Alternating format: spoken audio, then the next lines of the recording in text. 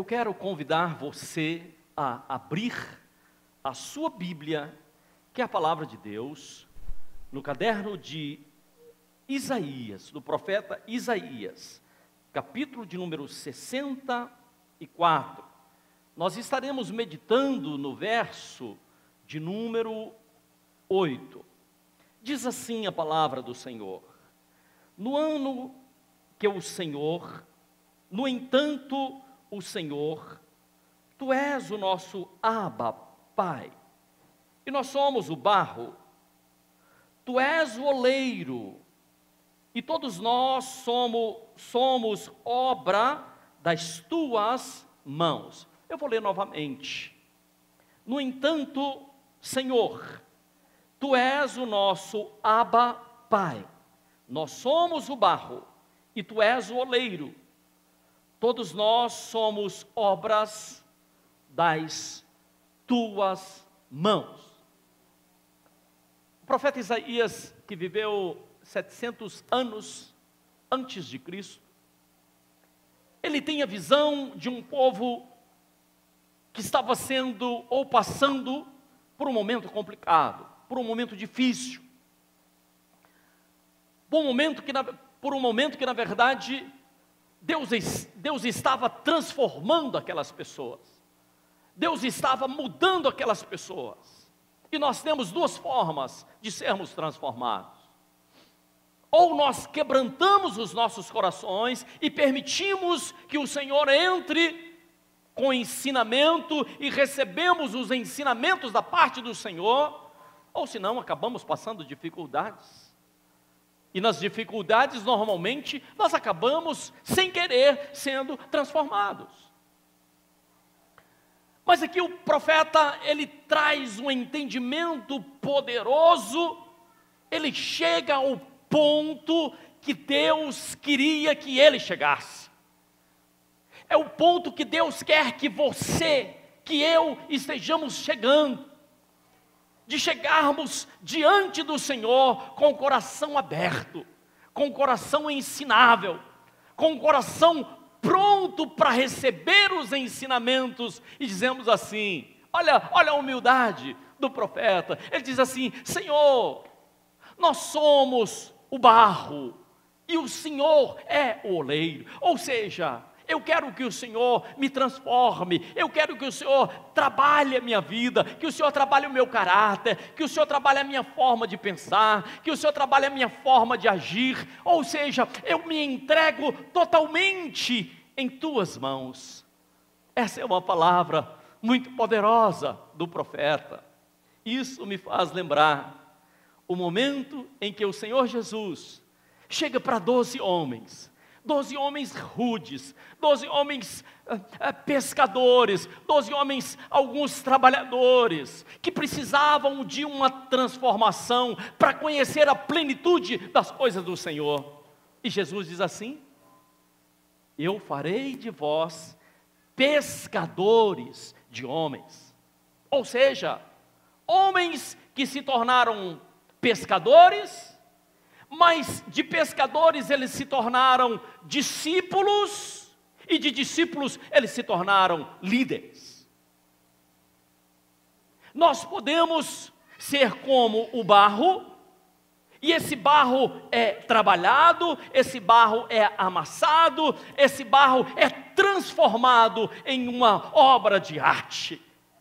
Que coisa poderosa, a gente olhar para uma pessoa que tinha alguns hábitos, que tinha alguns costumes, que tinha alguma forma de pensar, e de repente a gente vê as mãos de Deus de forma clara, nítida, mudando, transformando, fazendo com que as vidas perdidas possam ser completamente transformadas, assim como o barro é transformado na mão do oleiro. Mas eu quero que você entenda algo. É necessário que haja uma disposição. É necessário que você siga alguns princípios, alguns passos, que você venha entender sobre determinadas coisas, para que você torne, aliás, o desejo de Deus é que você se torne uma peça preciosa nas mãos deles. Eu não sei se você crê assim. que você se torne uma arma poderosa nas mãos do Criador, uma obra de arte nas mãos do Criador. E aí nós perguntamos, como é que se dá esse processo? Porque em tudo em nossa vida acontece através de um processo. É assim a nossa vida. Somos formados, nascemos, crescemos, desenvolvemos e um dia partiremos para a eternidade. Qual é o processo? Como é que eu posso permitir? Como é que eu posso deixar que Deus venha mudar a minha vida, transformar radicalmente a minha vida? A primeira coisa, entender que eu preciso de uma mudança. Aquele que imagina que já está tudo bem, que está tudo bom, que não vai passar disso mesmo, esse não vai ter mudança. Aquele que acha que já é o perfeito, que já é o todo, esse não vai ter mudança. Mas quando nós temos um entendimento, quando nós sabemos e dizemos assim, Deus, eu quero ser transformado, Deus, eu quero ser mudado, eu quero ter a minha vida de uma forma diferenciada. Senhor, eu preciso ser trabalhado, eu preciso ser moldado. Aliás, a palavra do Senhor nos fala, no caderno de Lucas, capítulo 13, de verso de número 6, nos traz um ensinamento tão poderoso. Eu gostaria que você desse uma olhada comigo, Lucas 13, 6. A palavra fala que Jesus propôs uma parábola, que um homem possuía uma figueira cultivada no meio de uma plantação, mas acontece que ele foi procurar fruto naquela árvore, naquela plantação, e ele não encontrou frutos. É tão triste quando nós olhamos para as nossas vidas e não vemos frutos. É tão deprimente olhar para uma pessoa que está passando a sua vida de forma tão pequena, de forma tão vazia. Você não nasceu para isso. Nós nascemos para sermos frutíferos, entenda bem. E aí, aquele agricultor recomendou, diz assim, olha, é o 3º ano que eu venho buscar frutos dessa figueira e nada eu acho. Olha, sendo assim, pode cortá-la, porque ela está ocupando inutilmente a terra. Você consegue imaginar uma pessoa que está apenas ocupando um lugar no espaço? Uma pessoa que apenas está ocupando uma cadeira, uma mesa, mas não produz nada. E o Senhor diz assim, mas o vinicultor, porém, rogou, Senhor, deixa ainda por mais um ano e eu cuidarei dela, cavando ao seu redor. Agora, caso contrário, se essa plantação, se essa árvore não der fruto, aí sim ela será cortada. Sabe, queridos, quando nós chegamos ao final de um ano, é tão interessante a gente olhar para trás e pensar o que é que nós temos feito, o que é que nós fizemos, o que é que nós poderíamos realizar, o que é que nós deixamos de fazer, não é verdade? Nós precisamos olhar para dentro de nós e pensarmos dessa forma. Certamente Deus está nos dando uma nova oportunidade, você crê sim ou não? Deus está te dando uma nova oportunidade. Deus quer que você seja frutífero. Deus quer que você desenvolva, que você melhore a cada dia. Eu não sei se estou sendo claro no que eu estou dizendo. E aqui eu quero que você entenda que você precisa ter esse sentimento, ter esse entendimento. É tão triste quando a gente vê cristãos que caíram e não conseguem levantar, ou vermos cristãos que não conseguem melhorar, que estão vivendo exatamente a mesma rotina que vivia alguns anos atrás. Nós não podemos ser assim. Nós precisamos crescer. Quando a gente vê uma criança, ao inteirar 8 meses, 1 ano, a criança começa a dar os primeiros passinhos, começa a crescer, começa a falar, mas se passa 1 ano, se passa 2, se passa 5, e nada acontece, a gente começa a pensar, meu Deus, o que é que está acontecendo? Qual é o problema? Assim é a vida do cristão. Nós precisamos crescer, nós precisamos melhorarmos como pessoa. E para que isso aconteça, precisamos, como barro que na mão do oleiro está sendo trabalhado, está sendo moldado, está sendo preparado para ser algo precioso nas mãos do oleiro. Então a primeira coisa é ter a convicção de que precisamos mudança. A segunda coisa, entenda isso por favor, é entender que o agir, que o trabalhar de Deus na sua vida é um processo solitário. De repente Deus está fazendo na vida de alguém, e é completamente diferente daquilo que Deus está fazendo na sua vida. E aquilo que Deus fez na vida de uma outra pessoa é algo diferente da forma que Deus está agindo, que Deus está operando, que Deus está transformando a sua vida. Alguns não entendem.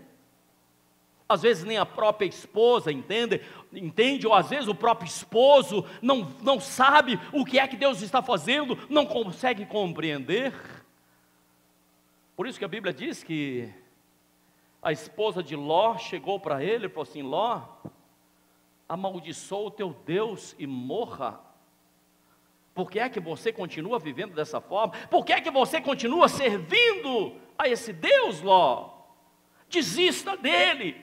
Exatamente porque ela não estava entendendo o que é que Deus estava fazendo na vida de Ló. Às vezes o seu pai não entende o que Deus está fazendo na sua vida, mas Deus está agindo na sua vida. Talvez o seu vizinho não consiga compreender, por isso às vezes até critica. E o que é que nós precisamos? O que é que a palavra de Deus nos ensina? Que nós precisamos sermos como um barro que vai para as mãos do oleiro, que permite que esse oleiro comece a trabalhar. E uma das primeiras coisas que o oleiro começa a fazer é derramar água na argila. A água é a palavra de Deus. Mas depois o oleiro amassa essa argila, espreme, coloca o pé em cima, e aí nós dizemos: está doendo, o que é que o Senhor está fazendo na minha vida? Será que Deus esqueceu de mim? Não, claro que Deus não esqueceu de você. E o trabalho de um oleiro, ou do oleiro por excelência, é um trabalho, primeiro, você que se entrega. Segundo, é um trabalho especial, porque cada vaso, ele tem um formato diferenciado do outro. E eu quero te falar a terceira coisa, que quando você se coloca nas mãos do oleiro, eu não sei se você está totalmente nas mãos do oleiro, eu não sei se tem uma parte da sua vida que você está dizendo: essa parte não. Mas quando você se coloca nas mãos do oleiro, aí não existem atalhos. Não pode ir de argila direto para o forno. É preciso ser amassado, é preciso ser trabalhado, é preciso ter a arte. Portanto, o trabalho de Deus não existe atalho. E é exatamente por isso que às vezes leva um tempo. O que Deus está fazendo na sua vida tem um tempo. Entenda isso, por favor. E vai levar mais um tempo ainda, até que você passe pelo processo inteiro, esteja ouvindo essa palavra. O vaso precisa ser perfeito, não pode ter trinca, não pode ter bolhas, não pode estar defeituoso, senão tem que quebrar de novo. Eu não sei se você tem a disposição de se entregar na mão do Senhor e dizer assim: Deus, trabalha a minha vida. Deus, eu quero ser um vaso precioso, eu quero ser um vaso precioso nas suas mãos, eu quero ter utilidade nas suas mãos. Muitas pessoas acabam se desesperando, voltando atrás, começam a gritar, começam a espernear, começam a maldizer. Não é tempo de desesperar, é tempo de deixar Deus trabalhar na sua vida, é tempo de deixar Deus te preparar. Eu não sei se estou sendo claro no que eu estou dizendo. Moisés foi um vaso precioso nas mãos do Senhor, mas Moisés levou 80 anos, deixando que Deus trabalhasse a vida dele. Josué foi um vaso precioso nas mãos do Senhor, mas teve um processo, teve um crescimento, teve um tempo. Lembra de José?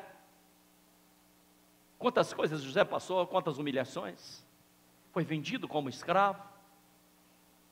José poderia se ver o pior dos piores, mas Deus estava agindo na vida de José. José se tornou um vaso precioso nas mãos do Senhor.